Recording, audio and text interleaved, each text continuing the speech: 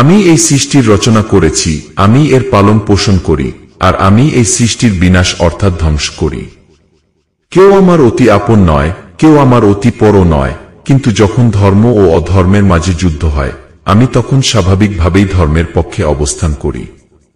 বর্তমান পরিস্থিতিতে তোমার যা কর্তব্য তাই তোমার প্রকৃত ধর্ম।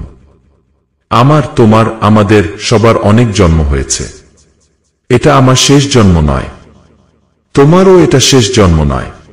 আমি কোনো ব্যক্তির ভাগ্য তৈরি করি না এবং আমি কাউকে কর্মফল দিই না। ব্যক্তির কর্মই তার ভাগ্যের নির্মাণ করে।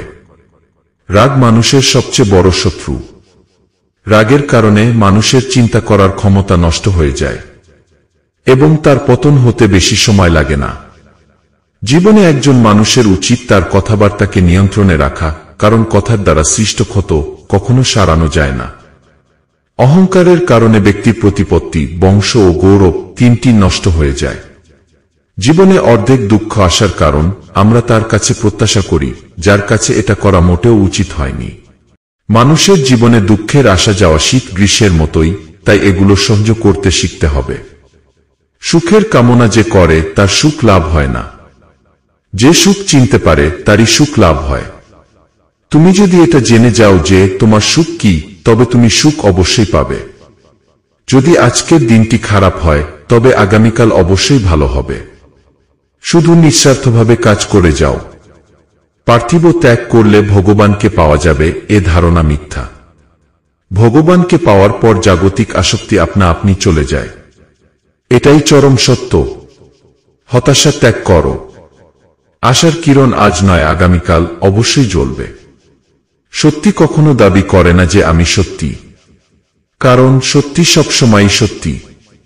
কিন্তু যা মিথ্যে তা সবসময়ই সত্যি বলে দাবি করে। কেউ মূল্য দিক বা না দিক, তুমি সৎ কাজ করে যাও, কারণ এর প্রতিদান মানুষ না দিলেও দেবেন স্বয়ং ঈশ্বর।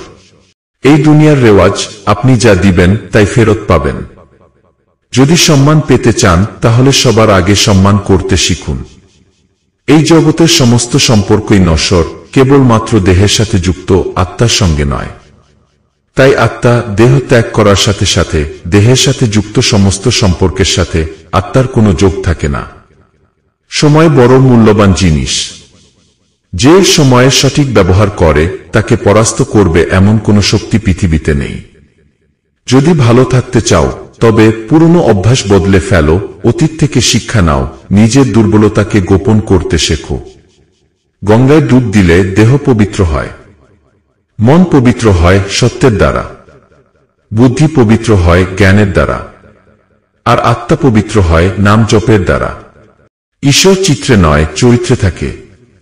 তাকে খুঁজতে গেলে মনকে আগে মন্দির বানাতে হবে। জীবনে যদি কারোর কাছে কিছু চাইতেই হয় তবে ঈশ্বরের কাছে চাও, কারণ কেউ ফিরিয়ে দিলেও ঈশ্বর কখনো ফিরিয়ে দেন না। দান করে কেউ গরিব হয়ে যায় না, কাউকে ছোট করে বড় হওয়া যায় না, অন্যের থেকে কেড়ে নিয়ে সুখী হওয়া যায় না, অন্যের জীবন নষ্ট করে জীবন সাজানো যায় না। জীবনের সবকিছুর জন্য খুশি থেকো। যা কিছু ঘটছে সবকিছুই তোমাকে ভালো কিছুর দিকে নিয়ে যাওয়ার জন্য ঘটছে। যখন সমস্ত রাস্তা বন্ধ হয়ে যায় তখন ভগবান এমন একটি পথ খুলে দেন যা কেউ চাইলেও বন্ধ করতে পারে না। যখন এই বিশ্ব সংসারের ধর্মের পরাজয় ঘটবে এবং অধর্ম বিজয়ী হবে, তখনই এই বিশ্ব সংসারে আমি অবতার ধারণ করে আবার ফিরে আসব।